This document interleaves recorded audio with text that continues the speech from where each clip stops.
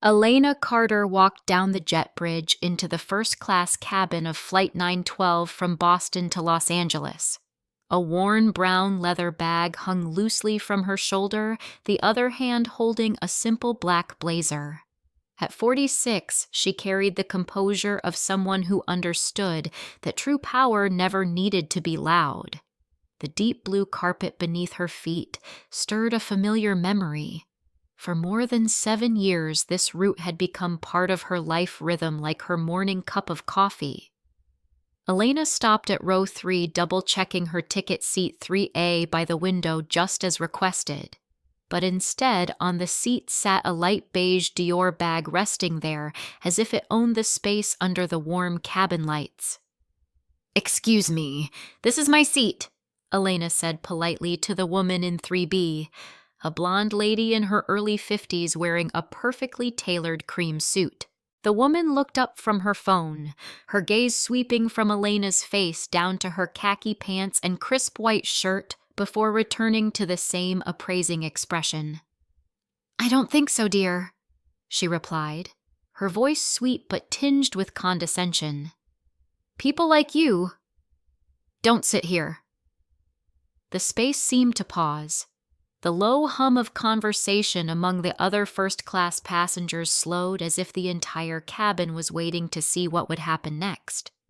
Elena felt the familiar tightening in her chest, not surprise but disappointment.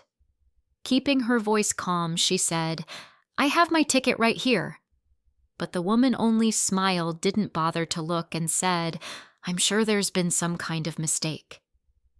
Elena stood still for a few seconds, her eyes fixed on the woman's unfriendly smile. In her mind, she thought, "You have no idea who you're speaking to."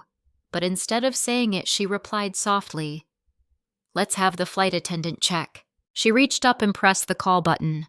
Within seconds, a young male flight attendant appeared. His name tag read Ryan. His hair neatly slicked back. His smile practiced through thousands of flights. "Is there a problem, ladies?" he asked, though his eyes quickly flicked toward Elena with a subtle assessing look. The woman beside her spoke first, her voice confident. "I'm Victoria Hensley. I've been flying first class with this airline for over 20 years, and I've never experienced anything like this. It seems someone has sat in the wrong seat." Ryan nodded slightly, his gaze drifting over Victoria's elegant suit, then down to Elena's simple outfit. "Let me check the system," he said. But after just a few taps on his tablet, he looked up. "There may have been an upgrade error. I can move you to business class. It's very comfortable as well." Elena cut in her tone low but firm. "No. Please check again. I purchased seat 3A and I intend to sit in it." Victoria smiled as if she'd just heard the most reasonable thing in the world. "Yes, business class is lovely." Ryan glanced around. A few passengers had put down their magazines, pretending not to listen, but clearly following every word. "All right," he said, not sounding particularly enthusiastic. "May I see your ticket and ID?" Elena handed them over, her eyes never leaving the woman beside her. While Ryan checked each detail, she quietly opened her phone's recording app. Ryan took longer than necessary for such a simple verification. He glanced at Elena several times as though waiting for a confession that would never come. Finally, he said, "Everything seems correct. But I'll call the cabin manager to handle this properly." Victoria tilted her head with a triumphant smile. "Standards are important." Moments later, a silver-haired woman with a perfectly pressed uniform appeared. Her name tag read Patricia Lane, a cabin manager with the demeanor of someone who'd spent her entire career smoothing out complaints in the sky. Elena noticed that the instant Patricia arrived, her eyes went straight to Victoria first, as if silently establishing a pecking order. "I understand there's a seating issue." Patricia's voice was neutral, but her eyes revealed bias. Victoria wasted no time explaining slipping in details about platinum status and our company spending hundreds of thousands with this airline every year. Patricia nodded sympathetically before finally turning to Elena with an appraising look. "Ma'am, I'll need to see your ID and the credit card used to purchase your ticket." Elena raised an eyebrow. "Why didn't you ask Mrs. Hensley for the same?" Patricia's thin smile didn't reach her eyes. "This is standard procedure when there's a question about a ticket's validity." "Is there such a question? Because the flight attendant already checked and confirmed everything was fine," Victoria interjected in a falsely casual tone. "I think we'd all like to know how someone in your situation ended up in first class."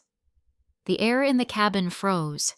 Elena turned fully toward her locking eyes. "My situation. Would you care to elaborate?" Victoria glanced around, suddenly aware that every eye in the cabin was on her. Victoria cleared her throat, trying to keep her composure, but the corner of her mouth curved with implication. "I just mean, people who can truly afford to sit here usually dress a little differently." The quiet murmur of the cabin stopped completely. Even the flight attendant about to close the aircraft door paused mid-step. Elena kept her faint smile and tilted her head. "And in your opinion, how should they dress?" Victoria hesitated, but still replied, "You know what I mean." "I'm afraid I don't." Elena's voice was low and steady, but every word rang clear. "Perhaps you could explain to me and to everyone here if you'd like." The silence was so sharp they could hear the air system hum. Patricia glanced around, clearly wishing to escape the scene. From a row behind, an older gentleman spoke. "We all paid a lot for these seats. I think no one wants this to drag on." A few voices murmured, "That's right." Elena felt the familiar weight of collective impatience, the kind that pressured people to keep quiet and comply. But instead of giving in, she typed a quick message on her phone. "Prepare media response plan. Flight 9112, Boston, Los Angeles. Will update." Looking up, she said clearly, "I'd like to speak with the captain." Patricia frowned. "I don't think that's necessary. We can handle this ourselves." "I'd like to speak with the captain." This time, Elena's tone left no room for negotiation. Victoria crossed her arms, her eyes gleaming with smug satisfaction. "Yes, bring more people in. Let's see what the truth really is." Elena's request triggered a chain reaction. Patricia pressed her intercom, her voice calm but tinged with unease. "Security to first class, please."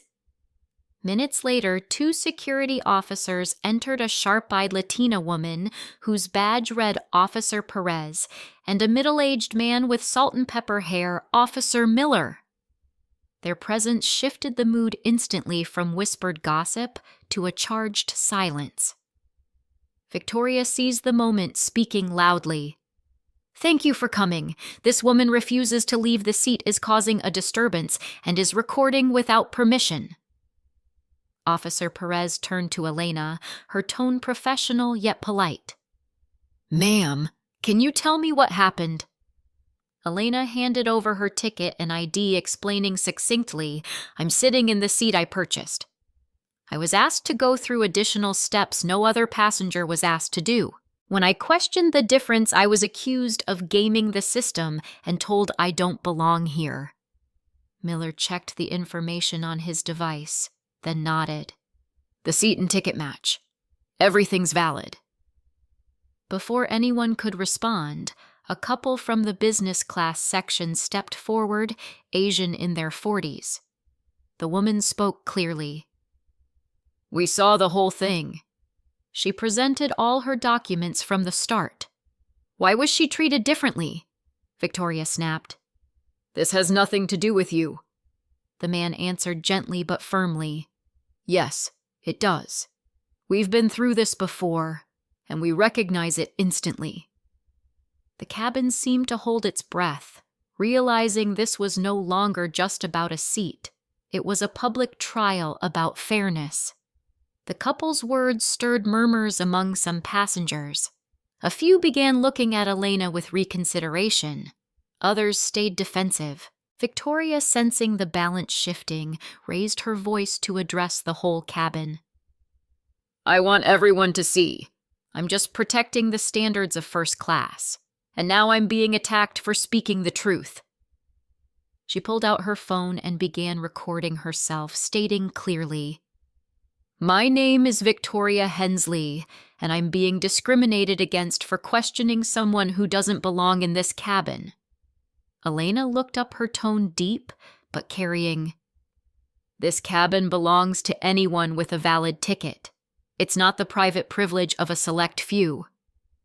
The seatbelt sign chimed and the captain's voice came over the PA. "Ladies and gentlemen will be delaying departure to address an urgent matter." Victoria smiled in victory. Finally, someone with real authority will handle this. But instead of the captain, a deeper, more commanding voice filled the cabin. "Good afternoon, passengers. This is Jonathan Marks, CEO of Skylux Airlines. I've received a report of a passenger being harassed and discriminated against on Flight 912.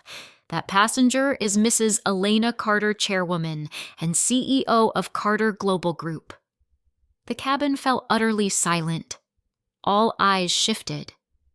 Victoria froze, the phone trembling slightly in her hand. Patricia stood rigid, her face paling. Jonathan Marks continued, "Carter. Global Group is the largest shareholder in Skylux Airlines. Any employee participating in discriminatory behavior will have their employment terminated immediately." The air in the cabin grew heavy, and this time every gaze locked on Victoria. After Jonathan Marks's announcement, the once bustling space suddenly thickened with tension. A few passengers quietly lowered their phones, as if realizing the clip they'd recorded might portray something very different from what they had expected. Patricia raised a hand to her earpiece, listening to the orders coming through her radio. The voice on the other end was short and decisive. "Mrs. Lane, your contract with Skylux Airlines is terminated immediately. Security will escort you off the plane. Your belongings will be sent afterward." Patricia's face briefly faltered, her eyes blinking rapidly as if searching for an excuse. She turned to Elena. I didn't mean." Elena met her gaze, her voice calm to the point of being cold. "You said exactly what you thought. The question is, do you understand now why it was wrong?" Two security officers approached, polite yet firm, guiding Patricia away. First class fell into silence. Victoria sat motionless, but the phone in her hand buzzed relentlessly with incoming notifications. Opening it, she saw a flood of messages and missed calls from her company, a communications consulting firm. When she finally picked up, the voice on the other end was icy. "We have to end our partnership. The video has gone viral. This is our final decision." She lowered the phone, her hands trembling. The same people who had nodded in agreement with her earlier now avoided her eyes. In her seat, Elena's expression remained serene. She felt no sense of gloating, only observation, as if this were a living study of how power and prejudice operate and collapse. Once the atmosphere had settled, a flight attendant, someone uninvolved in the incident, approached and gently asked Mrs. Carter, "Is there anything else you need?" Elena paused for a moment, then smiled yes. "Ask if anyone would like to join me in a conversation about what just happened. No filming, no social media, just a real conversation." Her invitation spread quickly through the cabin.